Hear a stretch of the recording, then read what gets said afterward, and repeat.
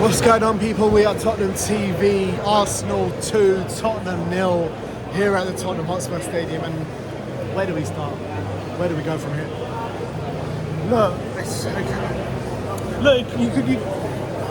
I could easily sit here and say, second half we played well, we had chances, and we played much better in the second half. But it's all well and good playing like we did in the second half and we're already 2-0 down, the game's already over. Why don't we start with that same intensity? It's the same old story. It's every single bloody game. Look, and everyone's, you could say, it was different against Palace and we turned the corner, but at the end of the day, Palace we could have been losing at half time as well. Luckily we weren't, and we ended up turning it around and winning it in the second half and playing very well. But why does it happen every single game? First half was not even a non-contest is too generous as far as I think. Completely outclassed. It was domination. Completely outclassed. And it was like we had no plan to deal with Odegaard in between the lines. We knew in the 3-4-3 that player, if they play number 10, who we know Arsenal are going to play, that player is going to get a free roll to get all the space in the world that he wants. And it's like we had no plan for it. It's like, all right, we're just going to let him do it and hope for the best. Saka and Martinelli were tearing us new ones on the wings, which I think that's why Conte played Sessegnon, because he was worried about that. Terrible, but it didn't work. It didn't work anyway because Saka absolutely battered him. And we could all predict that. But then you could predict if Perisic to do it as well. It's to do with our wing-backs. I would have preferred to play Perisic and Emerson. That's what I said before the game. But at the end of the day, whatever pairing we went for, we would have probably still torn a new one. Yeah. It doesn't help that Lloris chucks one into the back of the net as the opening goal. Look, opening goals are always very crucial in these games. Not to say that if Lloris doesn't chuck it in the net, things would have been different, but it doesn't help. And there's a second North London derby in a row now, big games, where Lloris has made big errors. Unfortunately, it's time for him to go, man. It's time for Lloris to step down from the number one marker. It's time.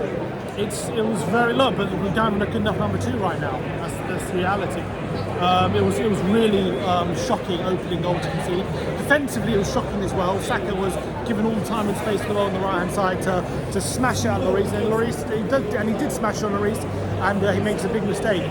And then obviously it was like shooting patch at one point. Partey's hitting the crossbar, Odegaard forcing saves out of Lloris. And Lloris had to make a save from Nketiah as well. It was shooting practice up until they got the second goal. First half, it was a battering, an absolute battering. It was a lesson from Arteta. It was. A lesson. Look, at the end of the day, second half we came out, we gave a bit of fight to them, but it was nowhere near enough. It was an embarrassment today. Absolutely embarrassment. If we would have got a goal early on in the second half, when we had the chances, Sessegnon had a really good chance. Kane forced a really good save out of Ramsdale. We had a couple of opportunities early in that second half. If we put one of them away, you never know what's going to happen. But just one more second. You shouldn't have to rely on after being 2-0 down. Every single time we start playing. Newcastle 2-0 down, we start playing. Liverpool 2-0 down, we start playing. It's happened way too often that we have to wait. Any decent team we come up against, 2-0 down, we start playing. Happens every time, and to be honest, it gets me feeling that it's not that we start playing, so the opposition are 2-0 up and they can sit back a bit, they can relax a bit, and they can invite the pressure. And then all of a sudden, once the other opposition are not pressing as high, not being as aggressive, not getting in our face as much, once they're settled in a bit of a formation where they're sitting back a bit because they're 2-0 up and they can counter on us, then we start to press the issue. But that's to do with the opposition. It's like we're basing it around the opposition. Right now, we thought we might turn the corner on Crystal Palace. This game is a wake-up call to say, look, it's a slap in the face. This is exactly where we are at the moment. Look, at the end of the day, it's an absolute slap in the face. I thought the only shining light for Tottenham today was Pape Matar Sarr. I thought he played really well in the middle of the park today. Apart from that, everyone else let us down today. They let us down. And how many times in North London derbies now, that's 2 in a row, when's the last time they've done the double over us? 2014. It's ridiculous. 13-14. It's absolutely ridiculous. And big up to Pape Matar Sarr today, because I thought he stood up for the shirt. But everyone else let us down today. And I don't understand. Where do we go from here? I thought Kane tried his best, actually. I thought he was unlucky not to score. Ramsdale was actually forced a few saves out of Ramsdale. And he tried, but I thought the rest of the team were really terrible. And look, we know we need reinforcements. But I don't understand Conte's thinking. Why start Ryan Sessegnon today? Why? Because he's worried Pace, about the pace. pace, Yeah, pace. he's worried about the pace. That's what I was saying. But that doesn't mean anything though. When your overall play style is shit, we literally have no. Like, what's the fucking plan? Like, what's our plan? That's what I'm worried about. Today, they start the game with a 3-4-3. We know that Arsenal are going to play with a number 10. We know they've got pace. We've run over in midfield. We've been run over. Exactly. Every match we lose, we got to run over in midfield. And what does he do? Puts 2 in midfield, including somebody with his second, third time in the Premier League playing. But I would say I love Sarr. Like Sarr did very well, but again, you cannot start. You can't expect on a him match to, against that Arsenal He three to dominate. He did quite well. Who else are we going to start? Who else are we going to start? It's a Basuma? difficult one. Like Basuma, he has more experience. Listen, at the end of the day, listen. I just wanted to pop in and say this. About 50 of us came here from America. We spent thousands of dollars to be here, and that was atrocious. That was atrocious. That was sad, depressing, frustrating. It sucks that there was no passion, man. Like, it's the derby. We literally came out here for this match, to watch this happen, to watch this team that we all feel so passionate about.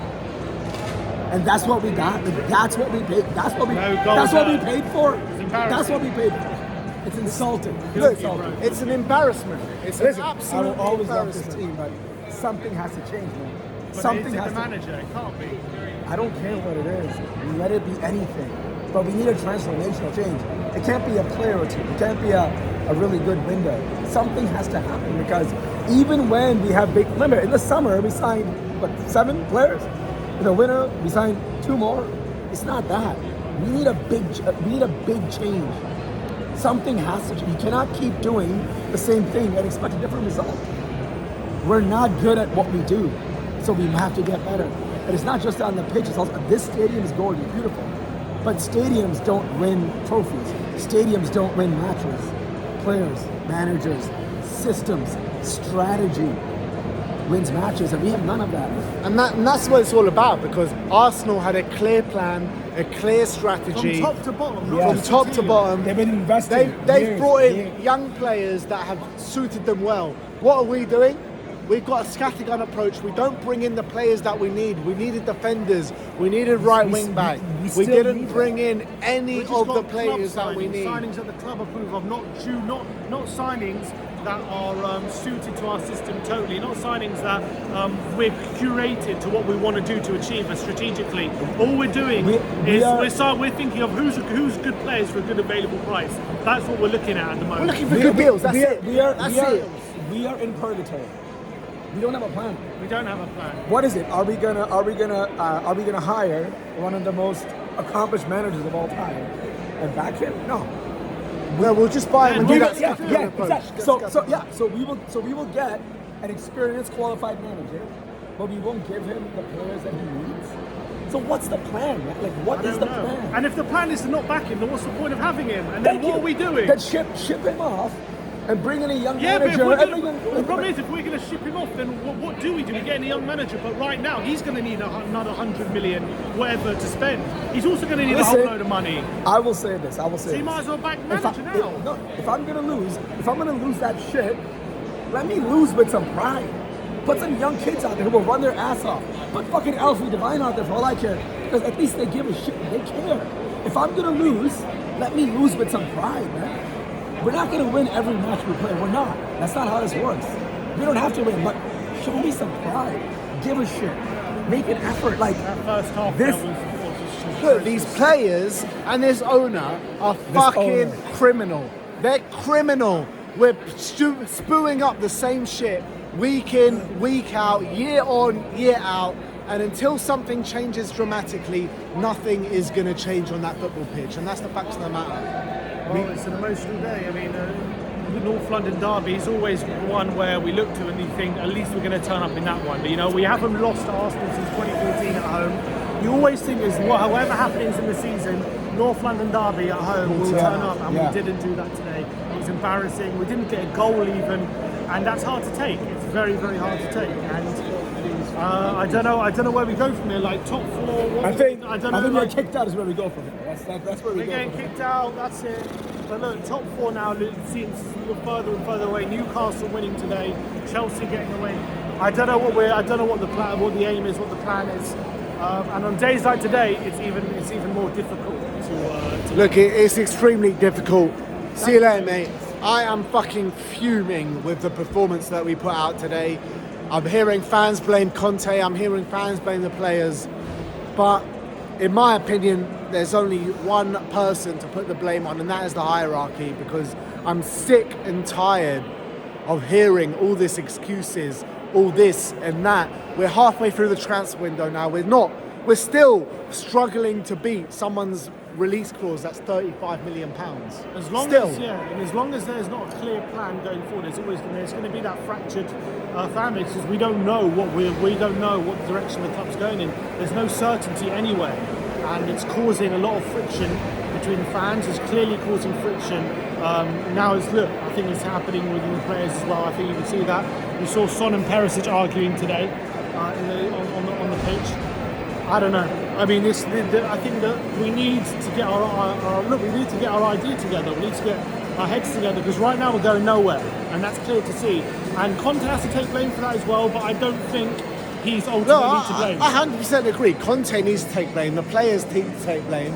But people need to know the real problem at this football club, and that is the hierarchy. Time and time again, it's the same fucking shit. It's the same fucking shit, and I've had enough of it. I really have had enough of it. We've been embarrassed by Arsenal here at home for the first time in 10 years. First time in 10 years. It's not good enough, and it's very hard to take. But look, at the end of the day, we'll see you all tomorrow for a very big debrief for the North London derby today. But thank you everyone for joining us today. Like, subscribe and comment. And as always, come on you Spurs.